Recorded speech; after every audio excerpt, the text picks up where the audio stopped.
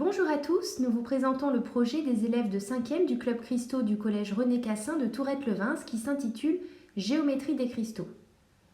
Ce projet a pour but de réunir plusieurs disciplines, la chimie, les mathématiques ainsi que l'informatique, et de mettre en avant la démarche scientifique et les nouvelles technologies. Ce projet souhaite montrer que l'expérimentation et la modélisation par informatique vont de pair dans le domaine de la recherche et s'enrichissent l'une de l'autre pour comprendre les phénomènes naturels. Pour aborder le thème de la géométrie des cristaux, les élèves se sont posé différentes questions. La première étant, peut-on créer des cristaux à partir de n'importe quelle matière ?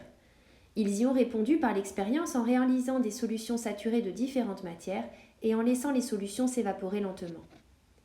Ils ont pu remarquer qu'aucune forme géométrique n'apparaissait pour le chlorure de fer 2 ou le chlorure de zinc par exemple, mais que l'on observait des solides aux géométries particulières dans certains cas. Des cubes pour le sel de cuisine, des bipyramides à base carrée pour le sel d'Alain ou des prismes tricliniques pour le sulfate de cuivre. Monsieur Patou, ingénieur d'études CNRS, est ensuite venu détailler le phénomène de la cristallisation, insistant sur l'organisation de la structure des cristaux à l'échelle microscopique. Les élèves se sont ensuite focalisés sur les cristaux de sulfate de cuivre. Ils les ont fait pousser durant 2 mois, puis ils ont choisi le cristal le plus régulier parmi les 6 obtenus et ont mesuré les longueurs et angles caractéristiques du cristal.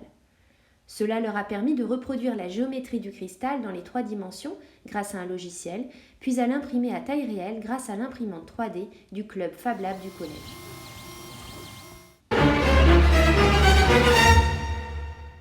Voici le résultat obtenu. Ressemblant, non ? Le même travail a été réalisé avec le cristal de sel de cuisine, c'est-à-dire de chlorure de sodium. Juste avant que la crise sanitaire ne mette en pause le projet, un groupe d'élèves s'est intéressé à la formation de ces cristaux de sel au niveau microscopique et a eu l'idée de créer un jeu de casse-tête reproduisant le mécanisme de formation du cristal. C'est cette thématique qui a été reprise cette année par l'équipe des modélisateurs du Club Fab Lab. Nathan nous explique le principe de formation du casse-tête. En fait, j'ai modélisé un casse-tête avec plein de petits cubes. Que d'abord, j'ai trouvé un moyen de faire un cube, un grand cube avec plein de petits cubes. Et après, j'ai glissé un fil dedans pour pouvoir que ça nous fasse un casse-tête. Donc au départ, il est comme ça. Et le but, c'est de le monter. C'est de monter et de faire un cube. Leur travail n'est pas terminé, car nous travaillons cette année sur un cristal en particulier, l'alun de potassium. S'il est composé comme le sel de cuisine de mailles élémentaires cubiques, il cristallise en forme de bipyramide à base carrée. C'est ce nouveau défi que relève l'équipe des modélisateurs, créant ainsi un nouveau casse-tête. En parallèle, l'équipe des laborantins relève un autre défi, celui de créer le plus gros cristal de sel d'Alain possible, en participant au 2e concours de croissance cristalline organisé par la région académique PACA. Avec seulement 300 g de sel d'Alain, ils doivent créer un cristal pur, monocristallin, régulier et le plus grand possible. Comment s'y prendre ?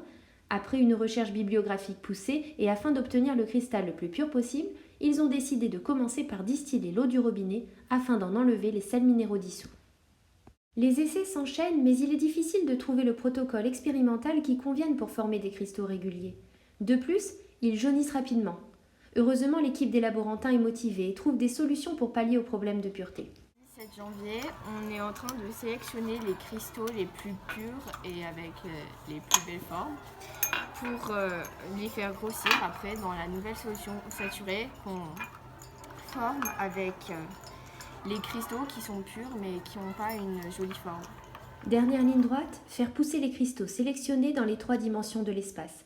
Manon nous explique le protocole choisi. Nous allons coller un petit bout de ficelle sur nos cristaux.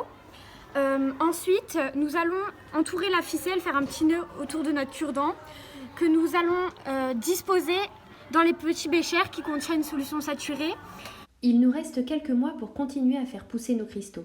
En parallèle, l'équipe des modélisateurs s'est attelée à reproduire à taille réelle la géométrie du cristal de 300 g que nous pourrions obtenir dans le meilleur des cas. Nous pourrons le comparer au cristal créé afin d'avoir une idée du rendement de notre expérience. Pour conclure, ce projet permettra, nous l'espérons, de donner le goût des sciences à nos élèves et les aider dans leur parcours d'orientation. Leurs créations seront exposées au collège et les casse-têtes seront fabriqués en plusieurs exemplaires afin d'illustrer pour tous les futurs élèves de 5e le phénomène de cristallisation lors des travaux pratiques de physique-chimie. Merci à tous nos partenaires qui ont fait vivre ce projet. la Fondation C'est Génial, Science à l'école, l'Observatoire de Paris, l'ACAM, ainsi que l'Association française de cristallographie, et surtout un grand merci à nos scientifiques en herbe pour leur implication, leur dynamisme et leur bonne humeur tout au long de ce projet.